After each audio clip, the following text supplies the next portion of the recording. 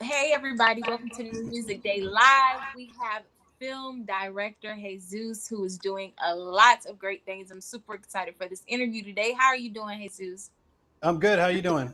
I'm good. So how have you been doing firstly through the pandemic and just everything that's been going on in the world?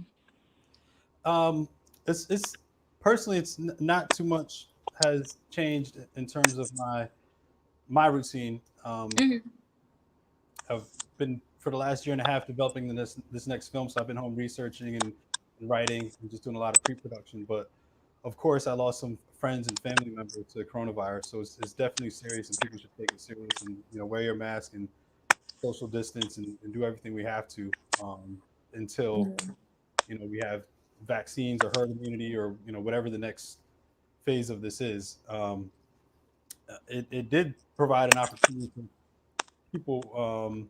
Are you getting? You're not getting the feedback from me, right? I can hear you just fine. Okay. It did provide opportunity for a lot of content creators because the whole world has been at home, essentially binge watching through everything on all the different streaming providers and content libraries. So the demand for content is at all time high now, and with the delay in production timelines, or productions being on hold around the world, it also delayed the release schedule of what they had planned to come out early, later next year and later this year and early next year. So there's a lot of opportunity for creators to get their content out there. Absolutely.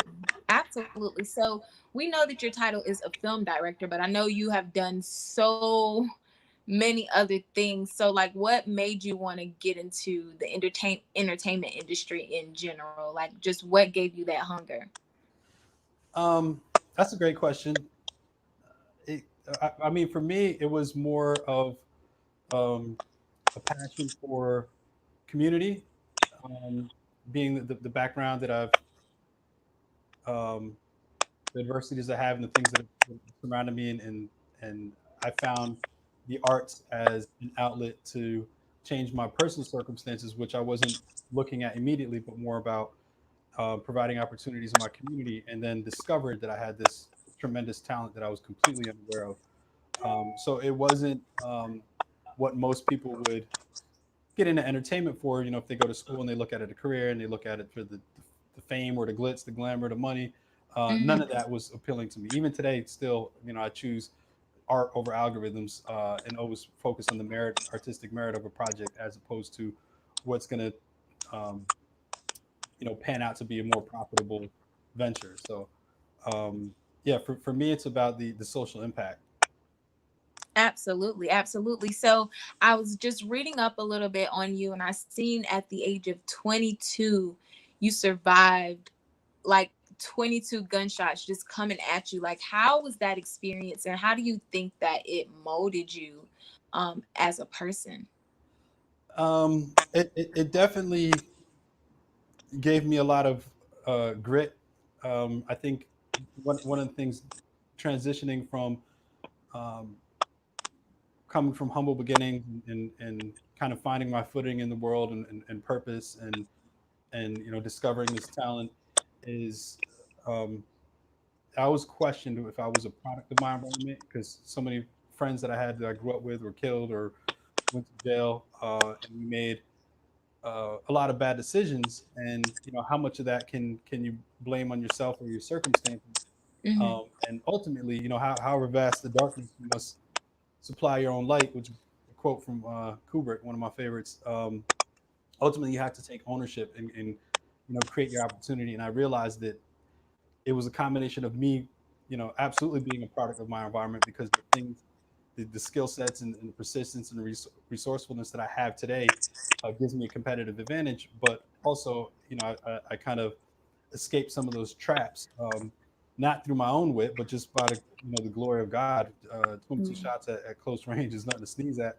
But you know, no one told me tells you that you can't change your environment, right? So I realized that I was a product of my environment, but I was able to change my environment, and it doesn't have to mean geographically, or location wise at first. It could just be your social circle, your peers, the content that you're, um, intake, and the influences the way that your brain thinks. So um, yeah, it definitely helped define me having a tougher um, perspective in life, but more of appreciation for the little things. Absolutely. So I'm just gonna check in with Red a little bit. I think he said you were a little bit choppy. Can you hear me okay? Yeah, I can hear you fine, but I'm hearing like that's why I asked earlier. I was hearing like some choppiness on the feedback. It was Like a static or something. yeah. Hmm. I'm not sure what that could be. I'm gonna just wait for him to reply, but we'll continue with the interview because I can hear you well. Okay. Um, so the approach right now with filmmakers, content creators, we're using outlets like YouTube, free outlets to create and upload or put out our content. So what was your approach when you first started out as a filmmaker, and how did you kind of get your foot in the door? Um, yeah, I didn't have none of that, right? Because I did my first show, I on it in 2003, and there wasn't a market or platform there that was accessible. So content creators today have it super easy. I mean, everything is provided Mhm. for you. All the education through YouTube videos. Literally, there's a tutorial on every product, process, equipment. It's just insane the amount of resources that you have available to you. You know, if you have a story in your mind, there's no reason why you can't get it out. Um, Back in 2003, I don't want to give the hardships of, oh, I had to walk 50 miles to school, those kind of, old folks story now that I'm getting up in age. But back then, there was no platform, so I did something very unique. Um, and I didn't go to school for film, um, or have any education understanding how to use cameras, computers, none of that. But one day I was watching something on public access, and I saw some kid was just like some like 6-year-old kid was like coloring a book or something. This is on public access on the local TV, and I looked at that and I was wondering like, how did that kid get on that platform to do something, even if it's just a local community channel. And I did some research and I realized that public access, they offer it for free from anybody in the community who lives in that area can sign up, and then you got to get approved and then they can air it. But the reason that there isn't Mhm. any exceptional quality content in there, at least at that time, I don't know how much things have changed since then. I haven't watched public access in a while, but is because you can't run any advertising or sponsorship, right? And that's the business model of television programs. They're all based on the viewers, ratings, how many dollars can support the creation of that content. So if you're doing something on public access, it's usually hobby or something you're doing in your free time that you don't need to value your time you're investing. For me, I was laid up from being shot up. I had a little bit of time on my hands, and um, again, I got into it not for the financial gain or career sustainability, but I was inspired to do something for my community. And the summer after I was shot, um, there was a lot more people that died, and I started to realize that we don't really care, and we're not doing anything about it, and nobody else above our station of life cares even less, right? The systems were designed to fail. So I took it upon myself to say, hey, I wanted to create something that was a platform for my community that they can see themselves, even if it was just on local TV, to help Mhm. inspire them and motivate their movement in whatever way they can pursue something. So what I did differently without having YouTube or social media, I created the show Eye on It. We put it on public access in that one channel, and then I got people in other communities along the Northeast to sign up for their local public access station, and I dubbed the VHS tapes and mailed it out to everybody. So I kind of cheated the public Wow. access system and independently syndicated the show in the U.S., which got me a tremendous amount of cultural buzz and attention in the industry, and then led to other opportunities, which developed into me doing music videos for artists at labels and marketing and branding and all sorts of things that kind of was began my career. So, it's that kind of organic way of creating something to give back. And I think that the blessing there was that, if I didn't have the talent, the natural talent to just be so, um, get so familiar with, and have such, just that instinct to create, I wouldn't be where I am today. So, it's a combination of the opportunity and the talent. You got to have and to build the talent, if it's not natural, you just got to have Absolutely. a tremendous work ethic. Yes, and that's definitely a grind that the content creators nowadays do not know anything about. But Jesus, we're gonna go ahead and have you reconnect with us because it's still giving us a little static. I'm not sure if you reconnect, maybe it'll stop. Okay, Um, I'll so I'll be here. I'll try that. Okay, sorry.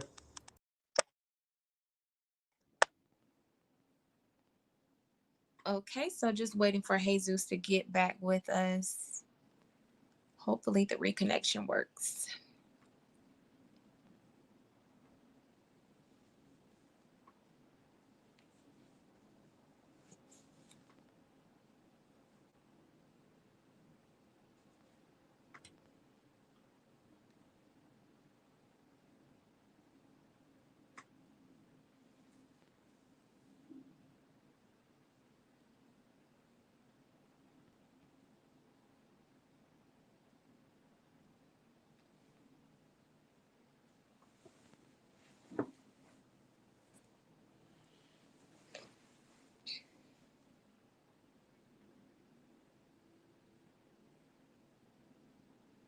Just hang in there with us, guys. We're waiting for Jesus to get back on the line.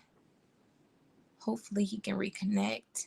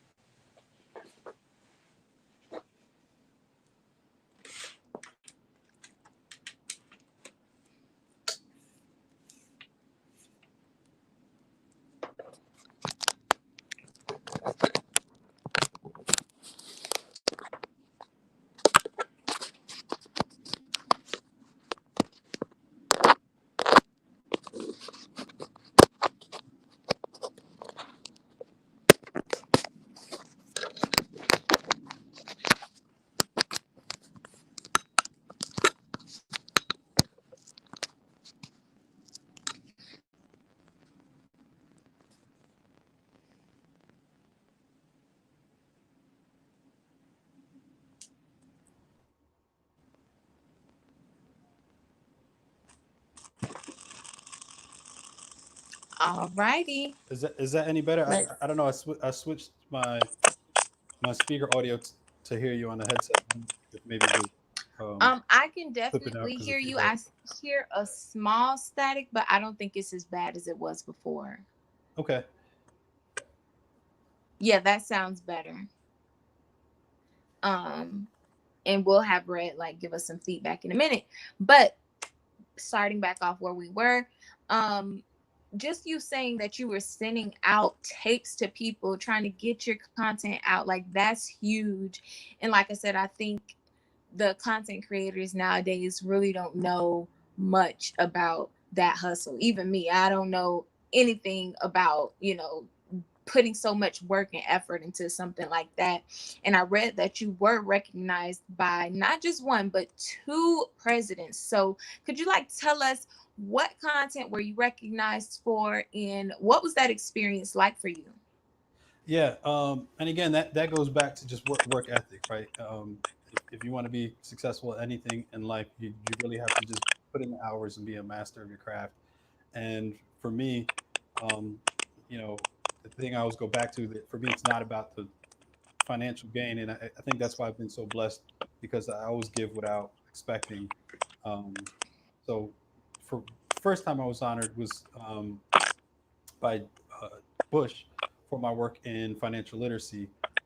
I used to attend the um, annual president's meetings on financial literacy at the Department of Treasury and contributed a lot in that area. Actually, if you give me a second, I'll pull up my cufflinks from the president. Hold on one second. Yes, yes, we would love to see that.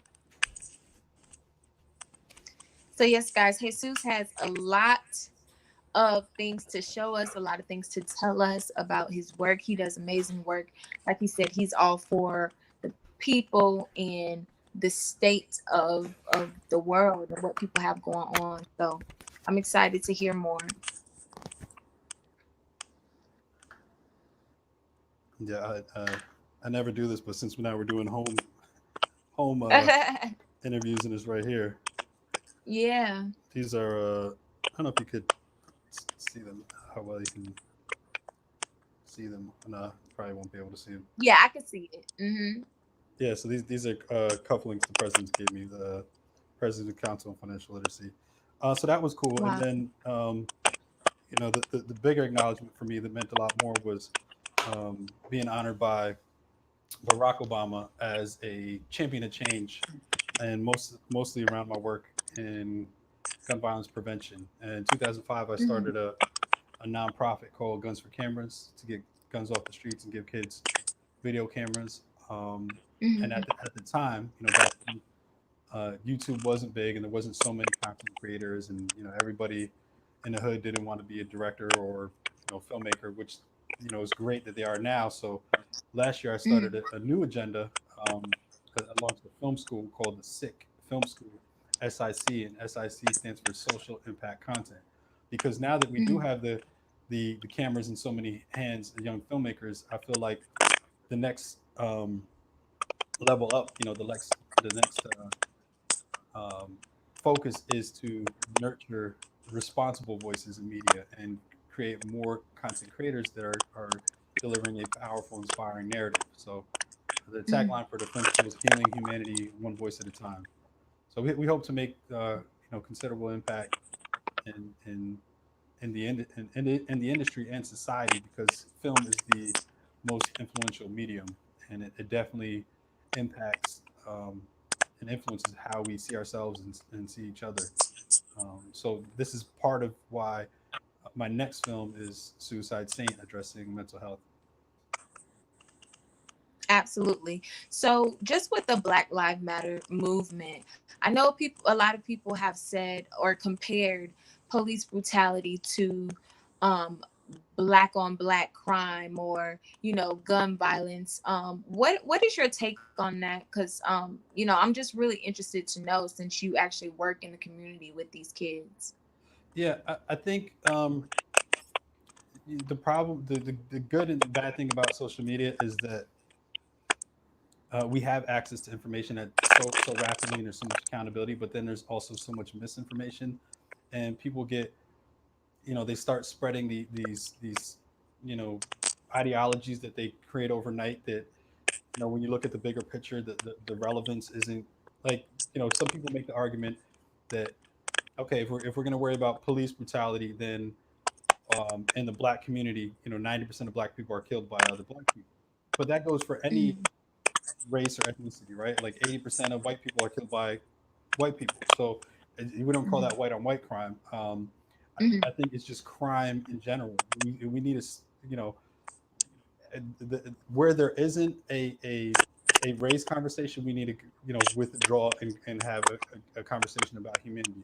Where there is a race issue, where if people are being profiled in larger numbers or oppressed or abused in larger numbers, we definitely need to tune in on that and make the change until that problem no longer exists. And I think um, the reason that we don't get things done is because we are so polarized as a nation, and people are so divided, and the opinions are so skewed, right? And then there's so much hatred that's created if somebody has a different opinion. So we need to Mm-hmm. start to find common ground for what are the solutions and how we can change these things, and being able to come to the table with people who you might completely disagree with, right? Like Mm-hmm. part of our personal growth is not being able to fight other people, but to empower the other person with, to be on the right side of history.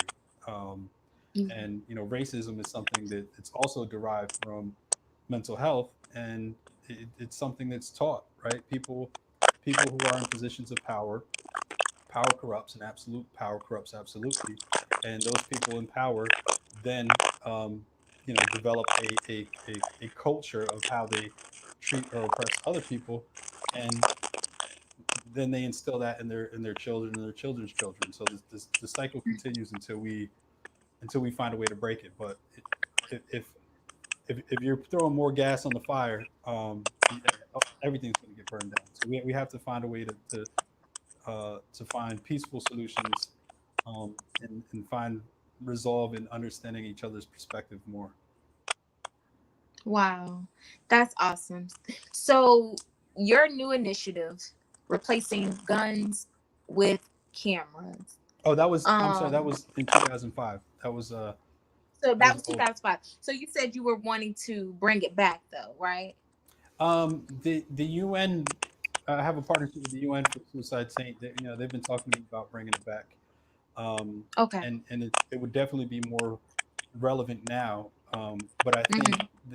we would change the messaging, right? Because now kids don't need cameras. Everybody has an iPhone that shoots 4K quality, and you can make Hmm. movies on your iPhone. So, um, Hmm. even then, the model then aimed to live, right? So you still point and shoot, but you're pointing and shooting something that creates life and opportunity, as opposed to destroying life, replacing the gun with a Wow, camera. So yeah, we had a that's cool, awesome. real cool, PSA for the program. It's something that you guys could look it up on my YouTube. Hezues are, and I think it's under Aim to Live, or G4C, PSA. But it aired at Wow. a bunch of film festivals and played at the Magic Johnson theaters, before films. It was really cool.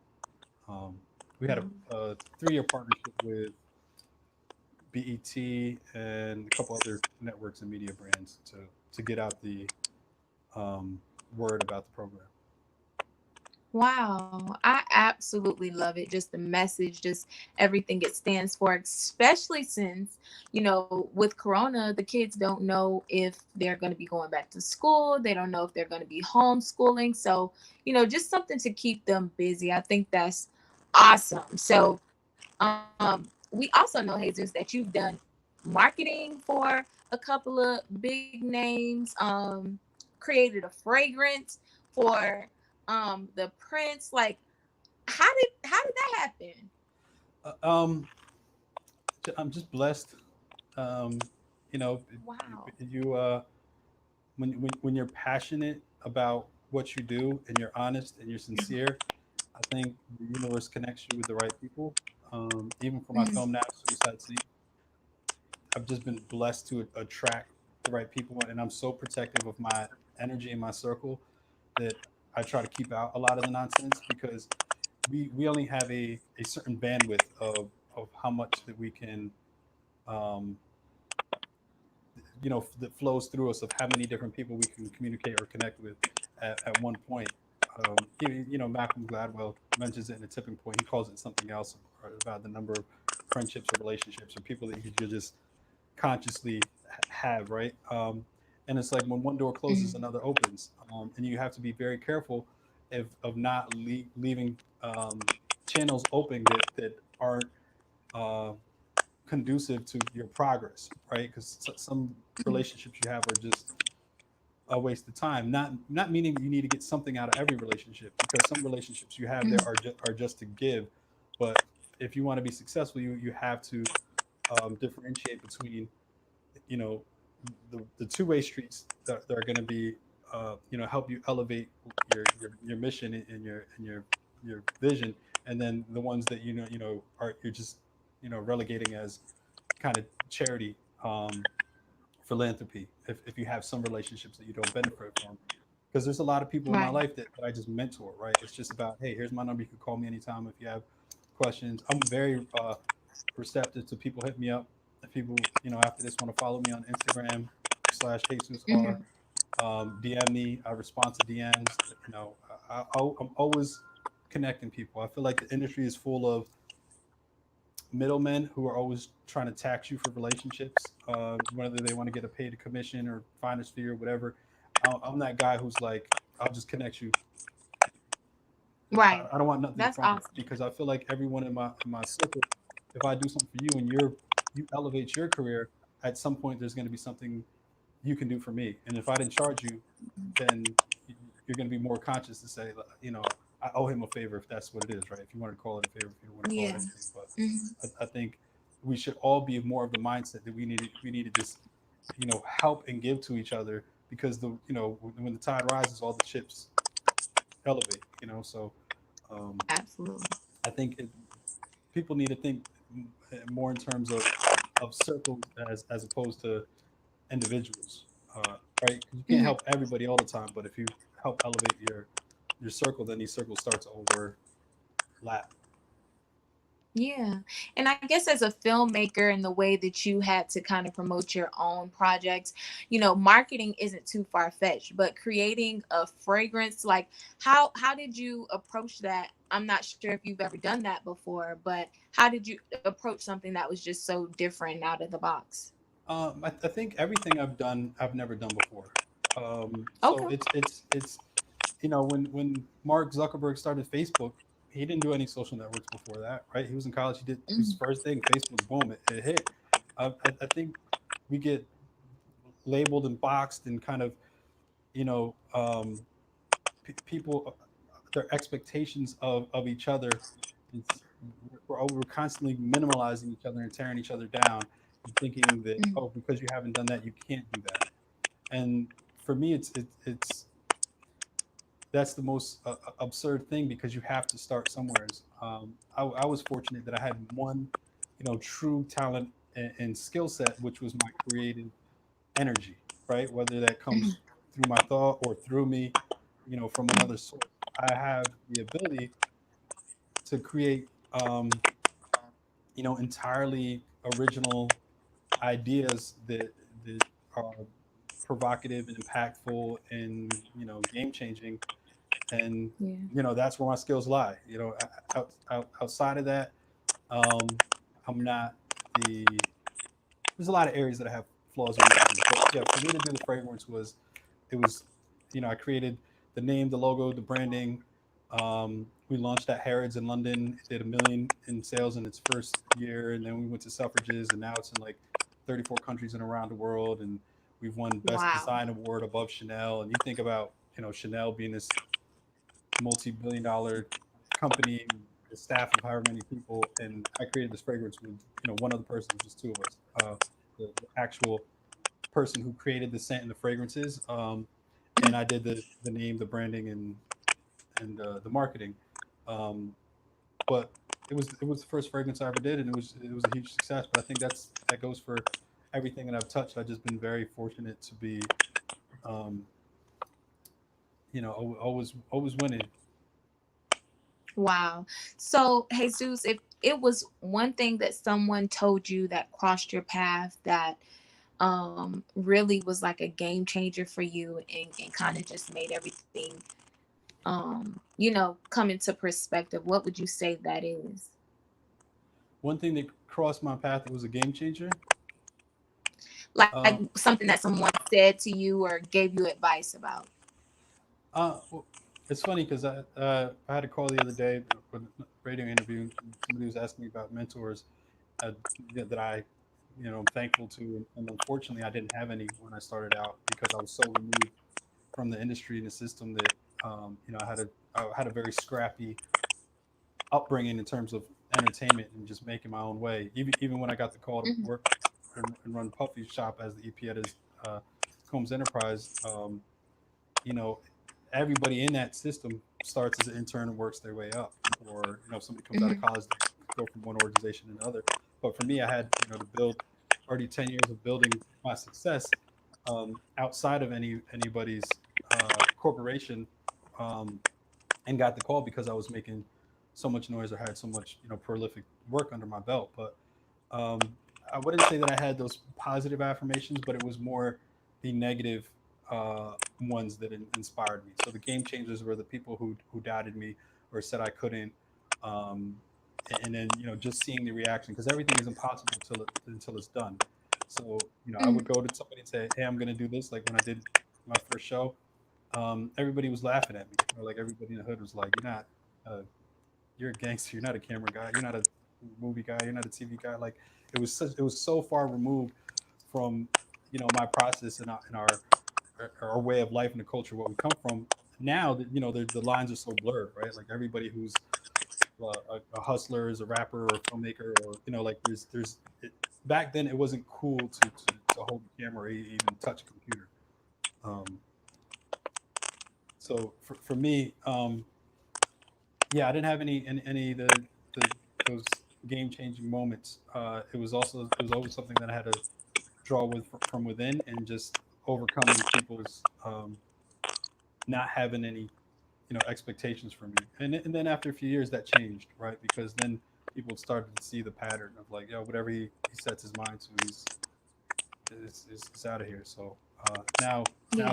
it's a matter of being in high demand and sought after, and then picking and choosing what you want to do and engage in. So Yeah. Yeah, that's awesome. That's awesome. Just learning by life experiences and being fueled by people who honestly are just haters. That's awesome. So I have this quote that I absolutely loved from you, and I'm just going to read it from everybody for everybody. It says, everything that we think that comes to our minds, whether it serves us or destroys us, is mental health. And I think that's so powerful because mental health has been swept under the rug for so long. And it's very empowering that, um, we're learning more, we're being informed, it's more of a conversation. So, what made you want to create your upcoming film, and what kind of gave you the fuel to that fire? it started with the name. Um, and I don't remember how it came to me. I don't remember if it came in a dream or a daydream. I do a lot of lucid dreaming. I feel like the more that we are connected to our subconscious, the more that we're connected to the universe, the more that we're connected to infinite knowledge. Mm-hmm. You have people throughout history that developed that sort of connection, like Nikolai Tesla. He would literally have a vision of the whole patent, like exactly what the design looks like. It would just come to him, not something that he tooled or tweaked out or thought out. It was like just exactly all the mechanics.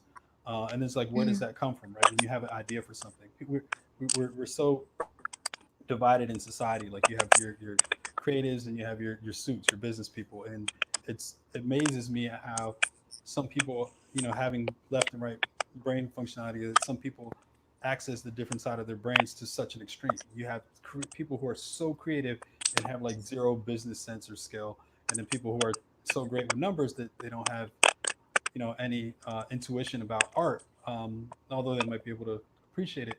But for me, it started with the name Suicide Saint, and I didn't have that initial um, focus on mental health itself. It kind of evolved, right? So first, why did I want to put these two words together? Um, this idea of suicide and this idea of saint, and then through film, there's this question of religion and or science. Not that they should be mutually exclusive, but we should have an understanding of both, right? It's about the same thing about my argument about um, you know all the social unrest is being able to um, not that I agree with anything on the other side of it. Like there's no excuse for police brutality. It's just more about how do you get the people on that side of it who justify it or try to sweep it under the table to come to the table and be more rational. But for me, with religion and science, I think there's properties in both that we need to respect and marry in a way, because in our communities where if you're very faith based, we're taught to pray our problems away, and that's not necessarily um, realistic, because more than 60% of people don't get help. And if you do get help, whether it's therapy or prescription drugs, 80% of the time or more, it's effective. And we live in a society where 46% of adults in the U.S. deal with mental illness at some point in their life. So for me, it started with this, developing the characters in this film and the theme. And the more I researched for the last year, I went around the country researching different organizations, nonprofits, and NGOs to see how mental health impacted different aspects of society. So from going to methadone clinics in Baltimore and seeing how it affected drug addiction, to suicide prevention organizations, one that we've partnered with in Connecticut called the Jordan Porco Foundation, which has a Mm. national fresh check day for college students in 250 colleges across 43 states. Um, Even working with Director X, now Dr. X, um, who has an organization Wow. in Toronto called Operation Prefrontal Cortex, which argues to implement meditation in schools and police forces as well. So for me, the mental health was so important, especially to tie it into film, because in the film industry, Hollywood is the biggest culprit of demonizing, criminalizing, creating these stereotypes around mental illness, that they always have to make them the villain, that they have to make them crazy, right? And it creates the stigma. In reality, people with severe mental illness are 10 times more likely to be the victims, and they only attribute to 3% of violent crimes. Um, so the numbers are Wow. much different from what our perception is of it, and these stigmas prevent us from getting help, or reaching out for help, or realizing that we have an issue. A lot of times it just purely goes undiagnosed. People don't realize that they themselves, a friend or family, has bipolar, or some other disorder. And I think the conversation should be bigger than just severe mental illness. I think our Mhm. general mental health, if we treat it the same way that we treat our physical health, and our financial health, or other things that we give priority and education to, um, our mental health is your total state of mindfulness. So even if you just have a short fuse, a problem with your temper, communicate with other people, whether you get road rage when you're in the car, or you have domestic disputes at home, like all these things, or you get mad at the job, and curse at somebody, like all these little interactions in our life add up to the sum of what our experience and our success is. And if we were taught early, in middle school, high school, whenever, they're not just math, science, and these other things, but if we were taught how to control and be more in tune with our emotion, and control our attitudes, our emotions, our egos, these things, as a society, we'd be much more um, peaceful, and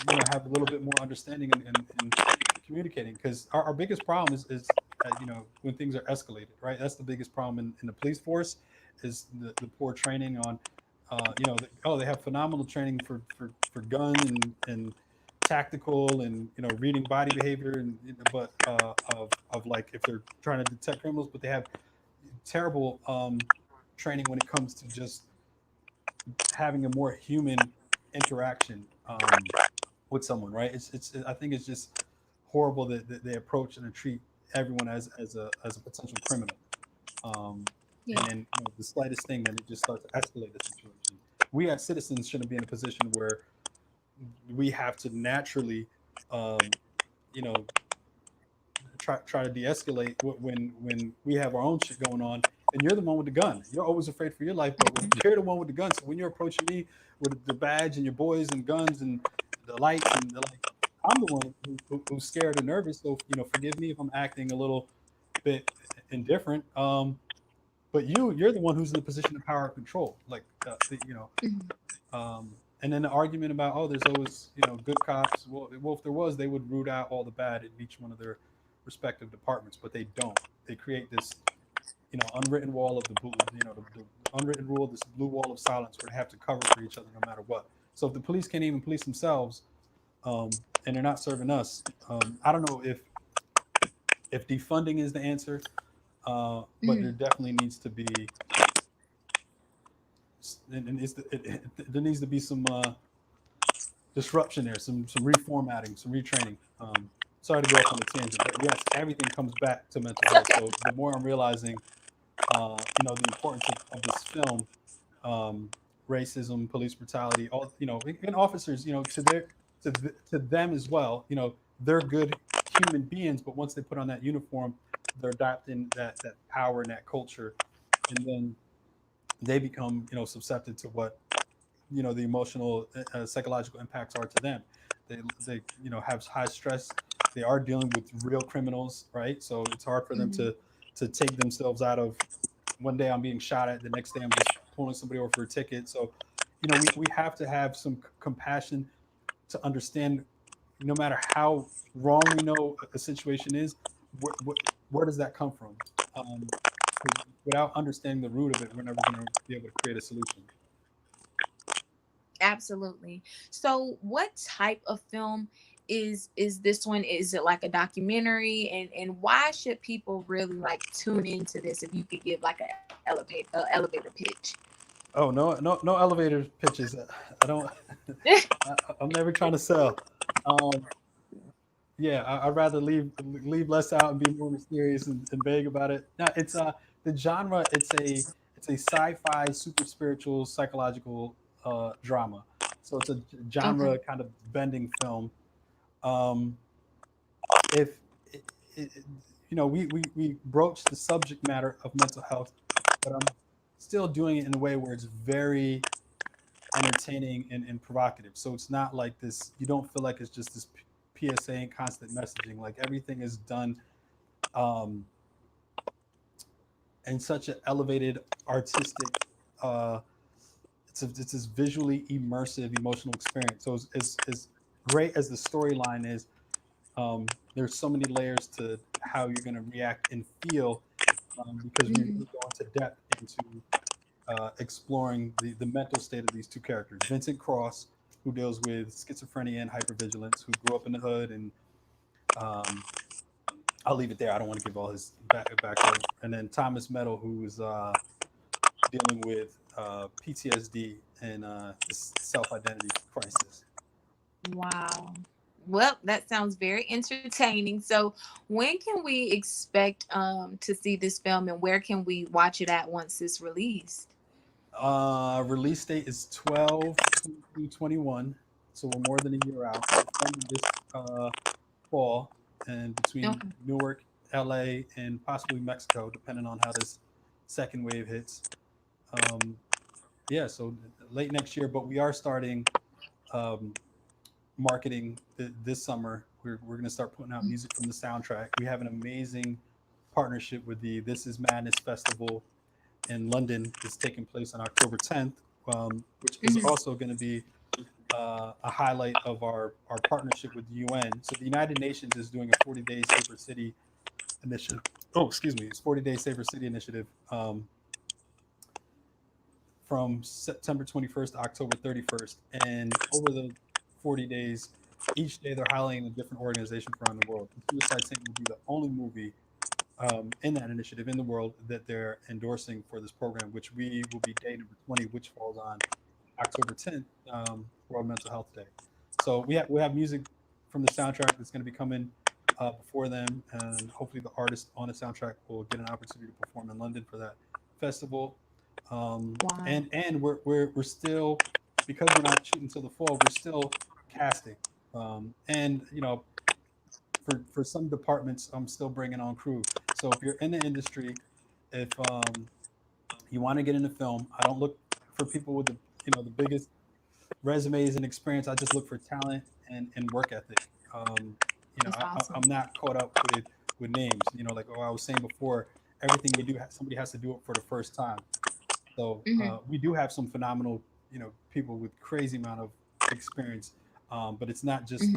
off of their experience I'm working with them. It's all more about the vibe and the connection, and we just click. So yeah, hit me up on my Instagram, or hit me up message me on YouTube. And If Instagram is Jesus R. Instagram is Jesus R. Um, Okay. yeah, Perfect. same way you see it on the screen right there. Um, Yep.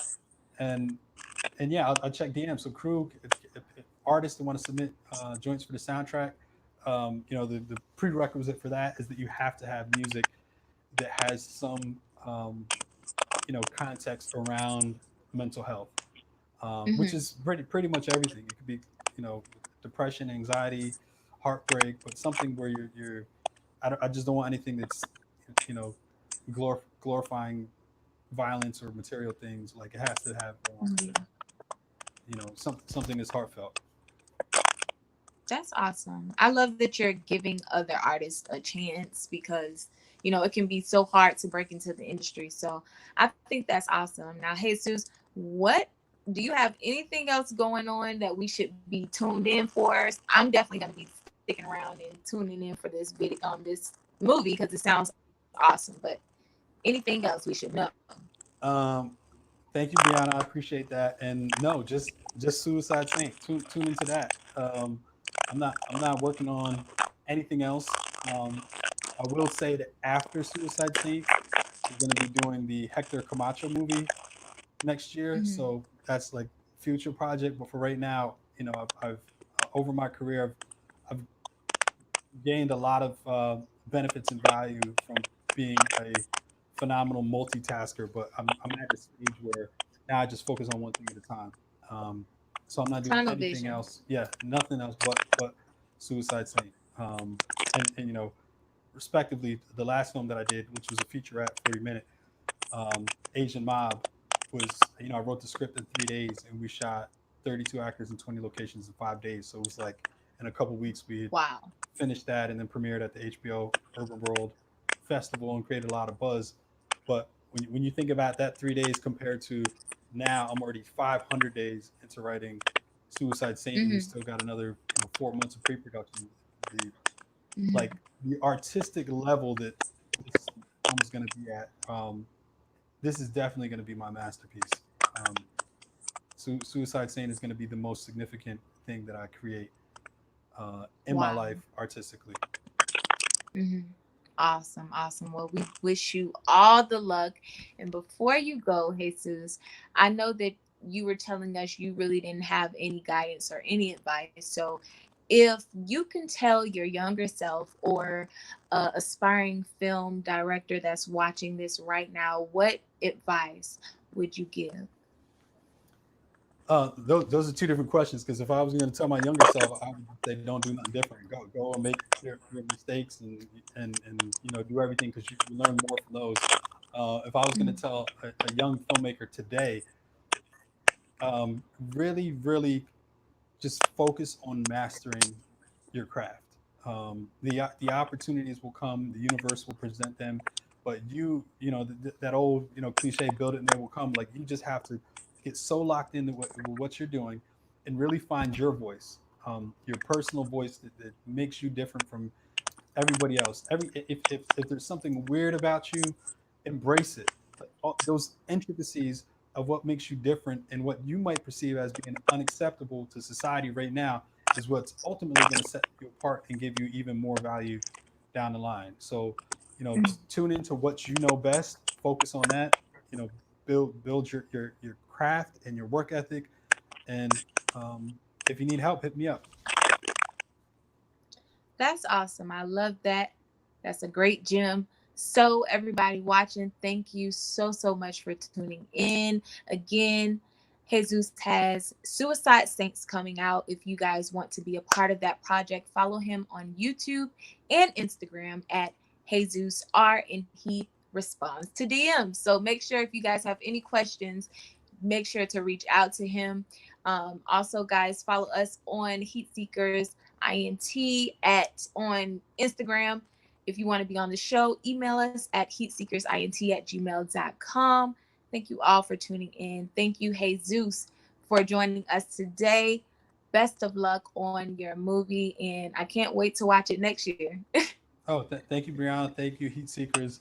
It was a pleasure to be on your platform. I hope the audio came out clean on the live, or at least on a rebroadcast, On the playback. on a Yeah, playback. we're gonna So hope because I can hear you it fine. sounds good. So Me too. Me too. Me if too. not, if not, So we'll do it again. Just let me know. yes, for sure. Well, thank you so much for stopping by, and you have a good day. You too. Thank you. Bye bye.